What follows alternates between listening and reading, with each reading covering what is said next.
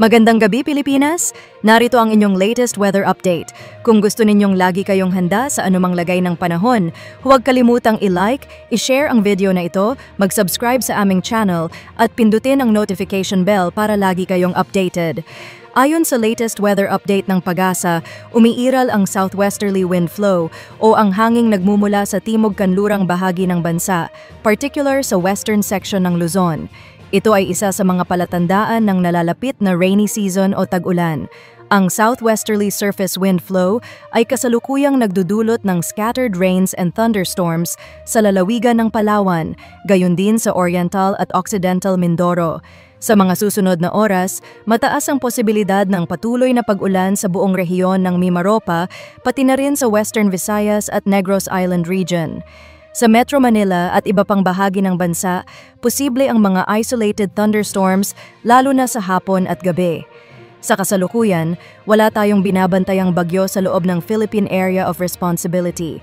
At sa susunod na 2 hanggang 3 araw, wala rin tayong inaasahang bagyo.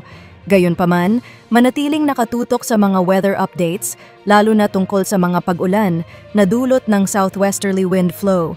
At ang lagay ng panahon bukas, May 30, 2025, inaasahan ang pagdami ng mga lugar na makakaranas ng pag-ulan. Mataas ang posibilidad ng pag-ulan sa mga sumusunod na rehiyon: Cagayan Valley Region, Cordillera Administrative Region, Ilocos Region, Western section of Central Luzon, Metro Manila, Mimaropa Region. At ang temperature forecast for tomorrow sa Baguio City, inaasahang malamig ang klima na may temperaturang mula 17 hanggang 24 degrees Celsius, sa Lawag ay bahagyang mainit na mula 24 hanggang 30 degrees Celsius, habang sa Tuguegarao ay posibleng umabot ang init mula 26 hanggang 32 degrees Celsius. Sa Metro Manila, makakaranas ng katamtamang init na may temperaturang mula 26 hanggang 30 degrees Celsius. Sa Legazpi City ay inaasahang mula 25 hanggang 32 degrees Celsius, at sa Tagaytay City ay malamig sa umaga, ngunit bahagyang maiinit sa tanghali na may temperaturang mula 23 hanggang 32 degrees Celsius.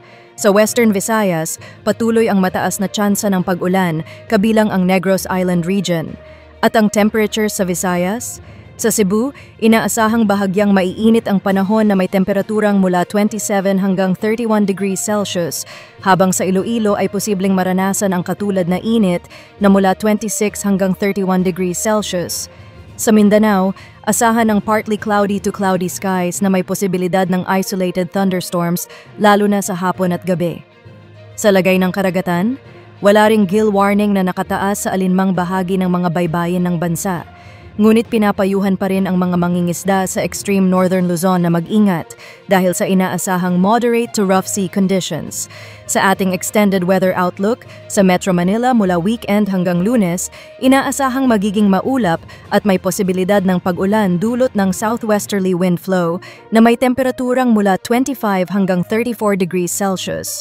Sa Baguio City, maulan mula weekend hanggang Lunes at mas malamig na panahon ang mararanasan na may temperaturang mula 17 hanggang 24 degrees Celsius. Sa Legazpi City, maulap at may ulan sa Sabado, ngunit inaasahang mas gaganda ang panahon pagsapit ng Linggo at Lunes na may temperaturang mula 25 hanggang 32 degrees Celsius. Samantala, sa Metro Cebu ay mataas ang posibilidad ng pag-ulan hanggang Sabado, subalit inaasahan ang mas maayos na panahon sa Linggo at Lunes na may temperaturang mula 27 hanggang 32 degrees Celsius. Sa Iloilo City, mataas din ang tsansa ng pag-ulan sa Sabado, ngunit inaasahan ang improved weather mula Linggo hanggang Lunes. Sa Tacloban, bahagyang maulap hanggang maulap ang kalangitan mula Sabado hanggang Lunes. Samantala, sa Metro Davao, Cagayan de Oro at Zamboanga City, inaasahan ang generally fair weather, bagamat may posibilidad pa rin ng mga isolated thunderstorms lalo na tuwing hapon at gabi. Pagdating sa temperatura, sa Metro Cebu ay inaasahan ang bahagyang maiinit na panahon na may temperaturang mula 25 hanggang 34 degrees Celsius. Sa Cagayan de Oro ay makakaranas ng katamtamang init na mula 25 hanggang 32 degrees Celsius, habang sa Zamboanga City ay posibleng umabot ang temperatura mula 25 hanggang 34 degrees Celsius. At iyan ang kabuuang lagay ng panahon. Huwag kalimutang magdala ng payong at maging handa sa biglaang pagbabago ng panahon. Kung kapaki-pakinabang sa iyo ang weather update na ito, i-like ang video, i-share sa iyong mga kaibigan, mag-subscribe at itap ang notification bell para updated ka palagi. Ingat po kayo!